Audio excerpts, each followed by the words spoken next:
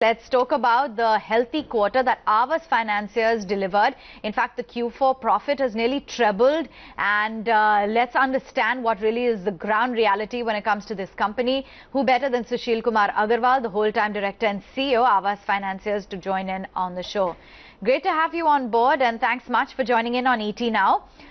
Your profit growth has been healthy, NII growth as well has come in strong. Can you give us and discuss the factors and what have been the drivers of growth this time around? Yeah, good morning. Thanks for giving this opportunity. As you know, at Aavas, we believe in consistent growth and sustainable growth theory. So we have not changed anything which we are doing since last 28 quarters. We are a retail housing finance company. 99.7% of our book is retail. We avoid risky assets. We have the strongest ALM. Our average tenure of liability is 12 years vis-a-vis asset of 7.5 years. So all these factors has given us, even last 6 months turbulent time, we were able to navigate without any problem. We are consistent in our growth numbers. We are consistent in asset quality.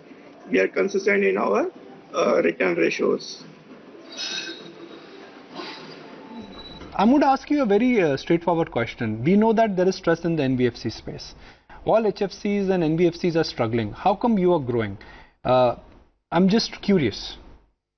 Yeah, so as I explained you in the earlier question also, so when you run a lending businesses, there are two things which matters. One is your asset quality, so which we are maintaining through very robust credit system. We don't take any risky assets like builder funding, your land loan, corporate loan. So we have 100% retail book. We have 100% in-house sourcing model, so we don't use with intermediaries allowed. So that has given us strong cover on the asset quality. Second is any lending businesses, ALM is the biggest criteria. So from the very first day, we were knowing that we are not supported by any big business houses or any AAA rated parent. So we took very conservative approach on that side. Today, our average borrowing tenure is 12 years and our average lending tenure is 7.5 years. So we have almost next 10 years positive ALM in our book. And since our 72% of the book is less than 10 lakh rupees ticket size, and as per RBI guideline, our almost 90% of portfolio comes into priority sector. So that has given us leeway borrowing at a reasonable price. Our borrowing cost at 31st March 2018 was 8.63 and as 31st March 2019 was 8.74. So despite this turbulence time, our borrowing cost has increased only by 10 or 12 basis points. We were able to maintain spreads also. So conservative approach both on the lending side and the ALM side has given us that leeway that we are consistently performing and sustainably performing. Okay, my next question would be an immediate follow-up to the fact that your borrowing rates may not be the cheapest because banks will have a much better borrowing cost than you. Your lending rates could be higher because you are focusing on pockets where banks are currently ignoring. So what about the risk which you're taking in your balance sheet? Because your spreads are high. I understand that your size of book is small and your focus category is small, so your spreads would be high. But can you sustain this kind of a spread with this kind of a borrowing mechanism? Yeah, so we started our journey 2012 and at that point of time, we have chosen those markets where top 5 companies were not working.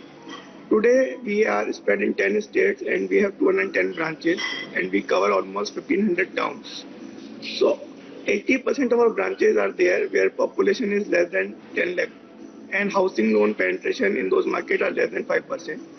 So in those markets, we are able to price our risk. Today we are sourcing almost 8 to 9,000 cases per month and adding 3,000 to 3,500 new home loan customers every month. So we started our journey with average rate of 16-17% and now average rate is 13.75. And whatever borrowing cost saving we have done over a period of last 7 years, we have transferred to customer base. So last 28 quarters, we are able to maintain a spread of around 5% and above. Going forward, in next 1 or 2 years, we are hopeful to maintain this spread, and somewhere if we will lose our spread by 25 to 50 basis point, we will make it by reducing our operating costs. We have a huge leeway of increasing our operational efficiencies, and that will give us a leeway that for the near future also we will be able to give consistent ROA on our book. I wanted to understand sectorally, where is it that you're seeing pressure come by? Because real estate market we know is in a slump right now. So I'm guessing that would be a pain point. Where else do you see these pressures when it comes to individual sectors of the economy? See how in every businesses there will always be cycles. So cycles come every 3rd and 4th year, and if you are consistent, that's the positive side. Currently, housing finance sector is going through, one is liquidity crisis, second is builder-led supply is on the, so stock is high but liquidity is low, and there are ALM mismatch in some of the balance sheets. But I think I'm very positive. Housing is the safest asset which has proven last 20 years. It is backed by almost 125 to 150% coverage for the loans. So this is a time being effect, and entire industry will come back positively on this side. Okay. Moving forward, Mr. Agarwal, let's also understand your asset quality, because that has seemed to improve compared to what we've seen in the previous quarter. What really has aided this, and is there any trend that we can see in your overall asset quality through FY20? So, asset quality is an outcome of the customer segment which you choose, asset class which you fund, then your underwriting practices, and then your risk analytics and predictiveness.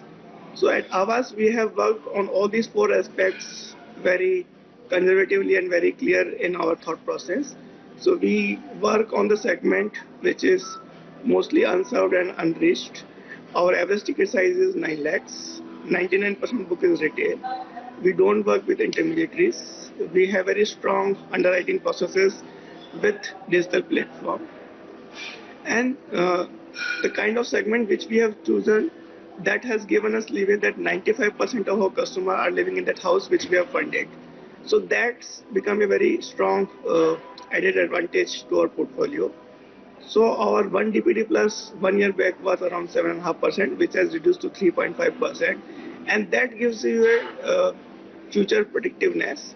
So my understanding is that whatever will be our 1 DPD plus, 10% to 15% of it becomes NPA. So right now our 1 DPD plus is 3.5% and our NPA is around 0.5%. But we say that on a steady state basis we will be able to keep it 1 DPD plus less than 5% and NPA less than 10%. Last 30 months underwriting has further proven that our 1 DPD plus is somewhere around 2%. So it is further improving, but market is subject to cyclical changes, and your asset quality is subject to that. So in the long term, we are saying that our 1 DPD plus will keep in range of up to 5% and 90 DPD plus up to 1%. Sushil, great to have you on the show. Thank you so much for joining in, and once again, congratulations on a very steady set of numbers for you.